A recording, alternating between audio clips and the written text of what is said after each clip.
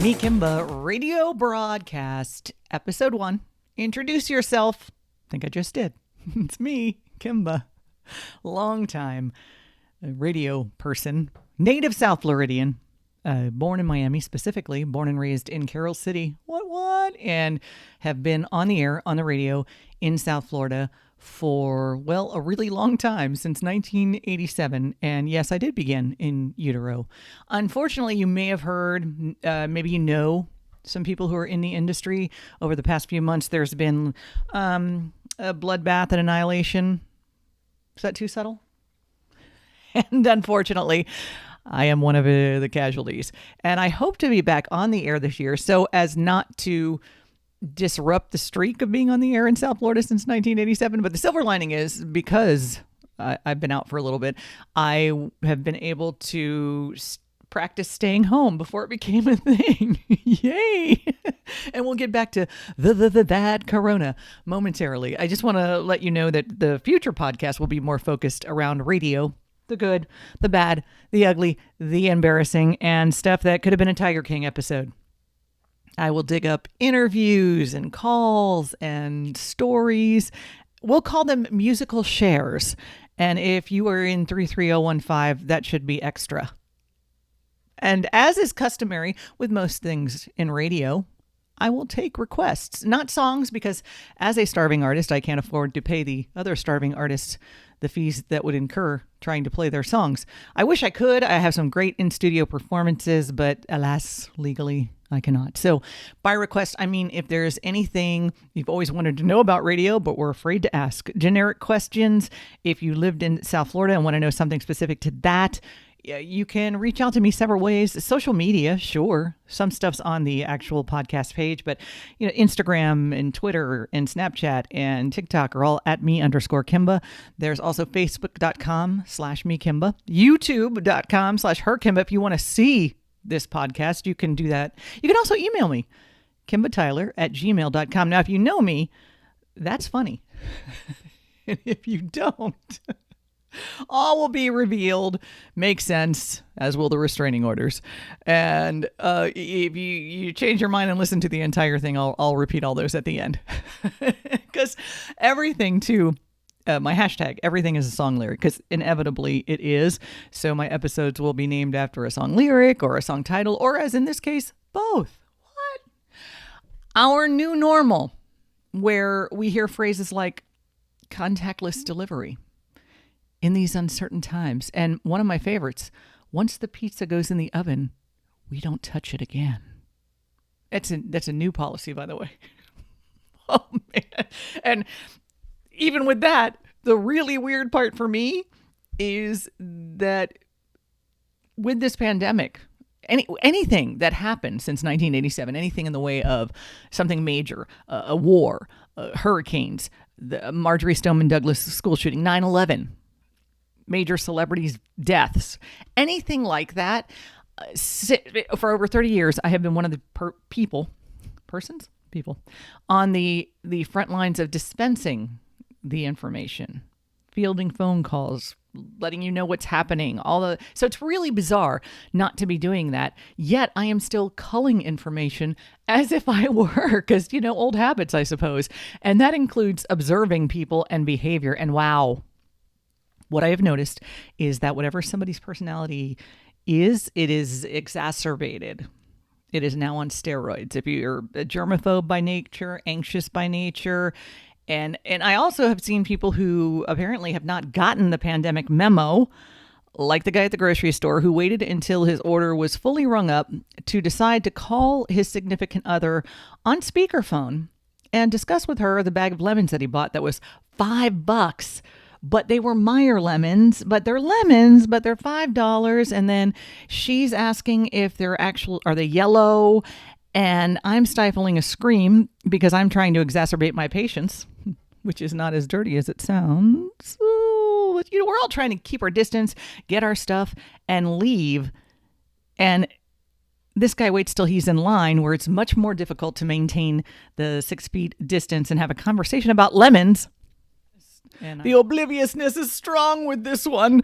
And then the run started, with toilet paper, and then went to dry goods, and then went to meat and poultry to deodorant, and now it's hair dye, which I can understand.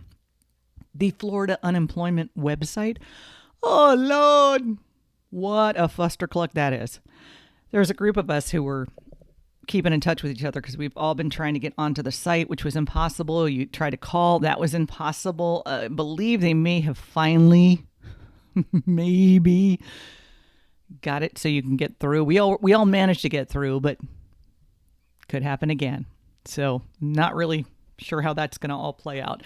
I've learned that pets are completely undecided just how much they like having you at home all the time. Initially, they seem really thrilled, and now they're like, dude, you are so in my space. Please do something. Do something. And then there's the TV binging, which has always existed, but now it's an epidemic in its own right. I will fully admit I am horrible about watching lots of popular shows. Really bad. Most of my friends cannot believe the shows and the movies that I have not seen. Conversely, I always wonder how they have the time to watch all of the shows that they watch. So touche, no judgment, but I'm baffled about it, truly. Then, lately, whenever I would go onto Netflix to watch something, Tiger King would pop up. And then I started seeing all the memes and the comments, so I finally decided, okay, I need to see what the fuss is about. And I know you'll hear a lot of people say, is it getting this kind of audience just because everyone's stuck at home? And there might be something to that captive audience. There may be.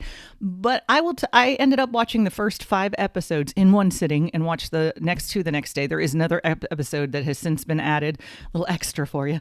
But it is expert level WTF. I will tell you, if you've not seen it and you decide to watch it, you will not be able to unsee it. There are 7 plus 1, and you will experience the entire face emojis palette of emotions. Truly. From the to the it just goes on. Honey Boo Boo Animal Edition, only instead of feeding spaghetti and ketchup to the kids, well, never mind. I was watching other stuff, and then I saw this really, really cool episode of In Search Of. I don't know if you've heard about that series, In Search Of. And I'm not going to play the whole thing for you, but I did manage to procure a snippet of it, a couple minutes for you to hear.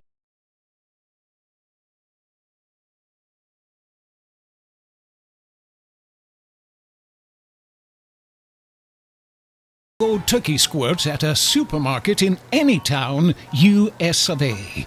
In search of toilet paper. Where once we seemed mired in 4-pack or 12-packs, there was a time not long ago where 30 double plus equated to 68 regular rolls, and 12 super mega equaled 72 regular rolls. We were awash in 2-ply. The only issue we had with tissue was if it should roll over or under. I prefer over myself. Well, now it seems as if overnight toilet paper has become extinct. The shaman bears have gone into hibernation, so we are on the hunt for the elusive TP. Strolling through the aisles, making our way toward the paper products, it would seem several other unique products have gone missing as well. Pasta and rice are few, and eggs are in extreme short supply. It's akin to a hurricane aftermath, but with electricity still intact. Truly baffling. All right, we've made it to the paper products, and as expected, the aisle is completely barren. No napkins, tissues, paper towelage, or what we came for, toilet paper. There is a limit 1 item per person sign, but that appears to be a moot point. We've encountered the same bare shelves in every store to which we've been. We shall take our leave and try another venue. Oh, wait, what is this? On the next aisle over, Wedged in the back betwixt the canned tongue loaf and packets of cock soup mix, there is a 4-pack of toilet tissue in hiding. I will try to coax it out. Slowly, calmly. Yes, almost. Got it. I will now take this to our laboratory, or better yet, lav-oratory, for further study. If indeed we're able to find another, perhaps we can find a way to mate them and repopulate. Until next time, this is Hugo Turkey Squirt, in search of... Call the Hong Kong pandas if you need to and figure out how to get these guys to getting and procreating, because I have not seen TP in 2 months. Well, I should specify in stores.